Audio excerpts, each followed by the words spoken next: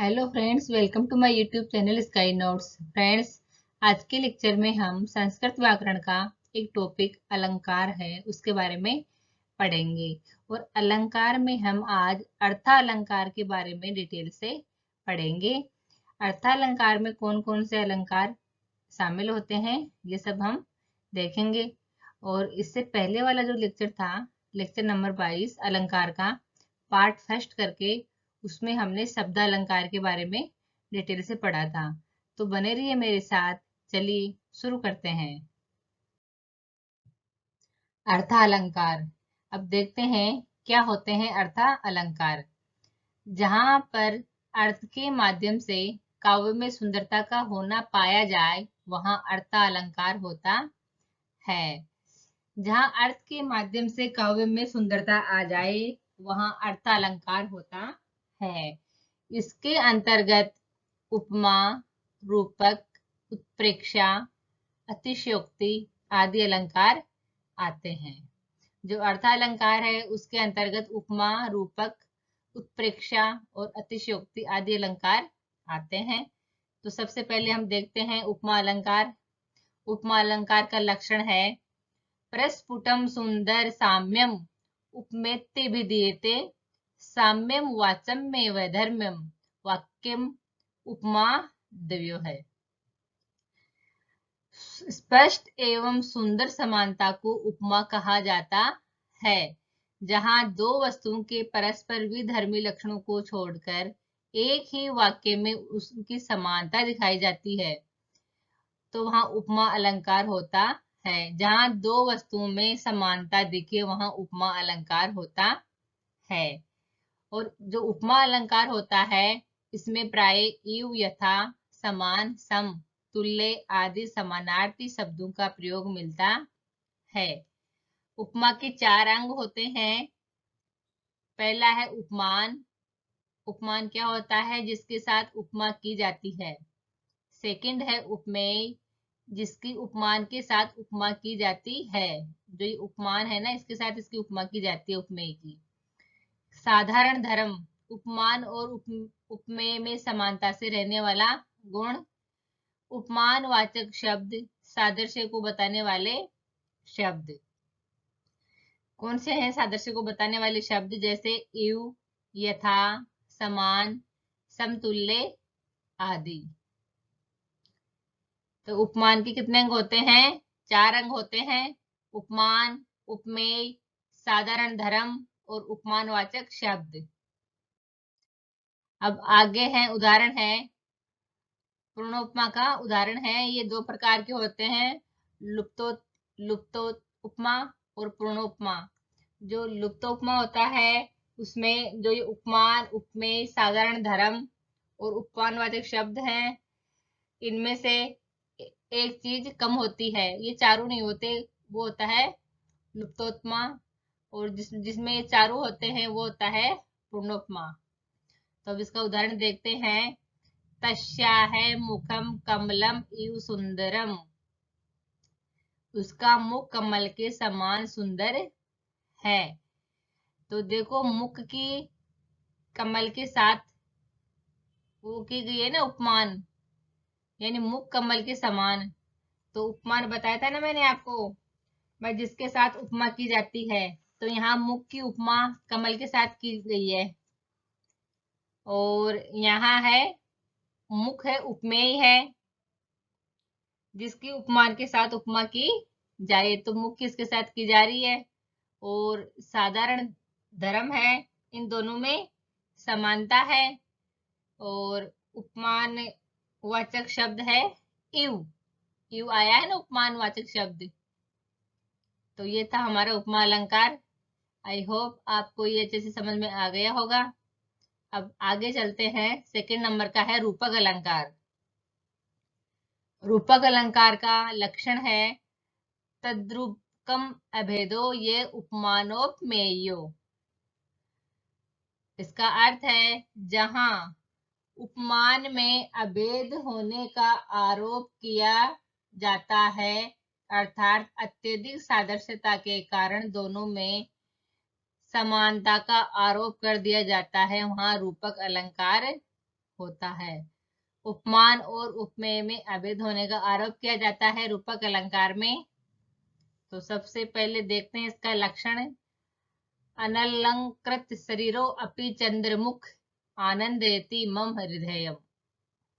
इस वाक्य में प्रयुक्त चंद्रमुख शब्द में मुख पर चंद्रमा का आरोप होने से रूपक अलंकार है। जातः पश्यामि ते मुख पुंडरीकम, ये है दूसरा उदाहरण। यहाँ मुख पुंडरीक शब्द में मुख पर पुंडरीक कमल का आरोप होने से रूपक अलंकार है। ये पुंडरीक होता है कमल, तो जो मुख पर पुंडरीक कमल का आरोप होने से रूपक अलंकार है यहाँ पे। आगे है थर्ड नंबर का उत्प्रेक्षा अलंकार। लक्षण है भवेत संभावनोत्प्रेक्षा प्रकृतस्य परात्मना। साहित्य दर्पण पर उपमान के द्वारा प्रकृत उपमेय की संभावना ही उत्प्रेक्षा अलंकार है। उपमान के द्वारा उपमेय की संभावना की जाए वहां उत्प्रेक्षा अलंकार होता है। इसका उदाहरण है पतितई पद्मानिस पाद पस्तस्य मारुतः कुसुमई पस्से सौमित्रे किडनीव समन्ततः। यहाँ पर वायु के द्वारा पुष्पों के साथ की जाने वाली क्रीड़ा की संभावना की गई है, अतः एवं उत्प्रेक्षा अलंकार है। उत्प्रेक्षावाचक शब्द है मन्ये, संके, ध्रुवम, प्रायः, नूनम, इव आदि। ये शब्द आपको कहीं दिख जाए तो आप समझ लेना इसमें उत्प्रेक्षा अलंकार है। इनमें इव का प्रयोग उपमा में भी होता है। अभी बताया था ना मैंने आपको कि उपमा में भी इव का प्रयोग होता है। अंतर यह है कि इव शब्द जब उत्प्रेक्षा का वाचक होता है तब क्रिया के साथ प्रयुक्त होता है, और जब उपमा का वाचक होता है तब संज्ञा के साथ प्रयुक्त होता है। जो इव शब्द है वो उत्प्रेक्षा अलंकार में क्रिया के साथ प्रयुक्त होता है, और उपमा अलंकार में यह संज्ञा के साथ प्रयुक्त होता है। ये दोनों में अंतर है। आगे है अर्थांतरन्यास है अलंकार। भवेद अर्थांतरन्यास अनुस्तार्थांतराविदा। मुख्य अर्थ का समर्थन करने वाले अर्थांतर दूसरे वाक्यार्थ का प्रतिपादन न्यास अर्थांतरन्यास अलंकार कहलाता है। यह स्वभावो ही यस्याति स नित्यं दुर्त्रिकर्म स्व यदि क्रियते राजा तत्किम न आश्रत्युपानहम्। यहाँ पर पूर्वार्ध में वाक्यार्थ का समर्थन उत्तरार्ध के वाक्यार्थ द्वारा किया गया है, अतः यहाँ अर्थ अंतर्न्यास अलंकार है। ये देखो, जो ये पूर्वार्ध का वाक्य है इसका उत्तरार्ध के साथ समर्थन किया गया है, तो ये अर्थांतरन्यास अलंकार है। यहाँ उदाहरण है सहसा विदितिम न क्रियाम विवेक परमापदाम पदम वर्णते ही विस्मय कारिणम गुण लुब्धा स्वमेव संपद। ये इसका उदाहरण है अर्थांतरन्यास अलंकार का। अब आगे है अतिशयोक्ति अलंकार। इसका लक्षण है विवक्षा या विशेष्य लोक सेमा तिवर्तिनी असावतिशयोक्ति सयात अलंकारोत्तमा यथा। अर्थात यहाँ लोक मर्यादा का अतिक्रमण करके वर्णन किया जाता है। जो अतिशयोक्ति अलंकार है उसमें लोक मर्यादा का अतिक्रमण करके वर्णन किया जाता है, अर्थात कि अलौकिक या असामान्य वर्णन किया जाता है। यहाँ अतिशयोक्ति अलंकार होता है। यह एक उत्तम प्रकार का अलंकार है।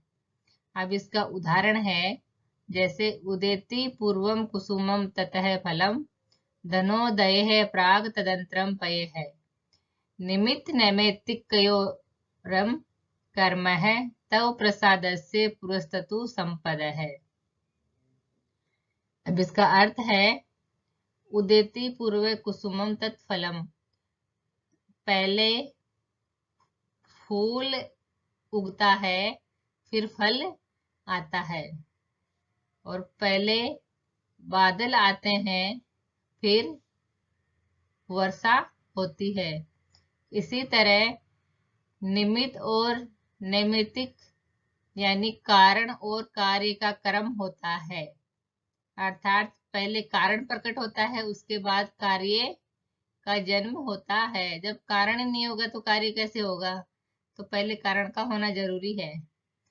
तव प्रसादस्य पुरस्ततु संपदः, परंतु हे राजन आपके कृपा प्रसाद के पूर्व ही संपत्ति आ जाती है। यहाँ लोक मर्यादा का अतिक्रमण करके वर्णन किया गया है ना इस श्लोक में, तो यह है अतिशयोक्ति अलंकार।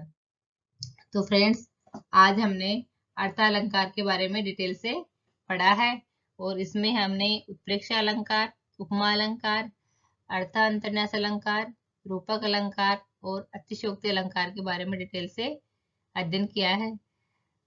और आई होप आपको ये वीडियो अच्छे से समझ में आ गई होगी। अगर ये वीडियो आपको पसंद आए तो वीडियो को लाइक करो और शेयर करो। मिलते हैं अगली क्लास में एक नए टॉपिक के साथ में। धन्यवाद।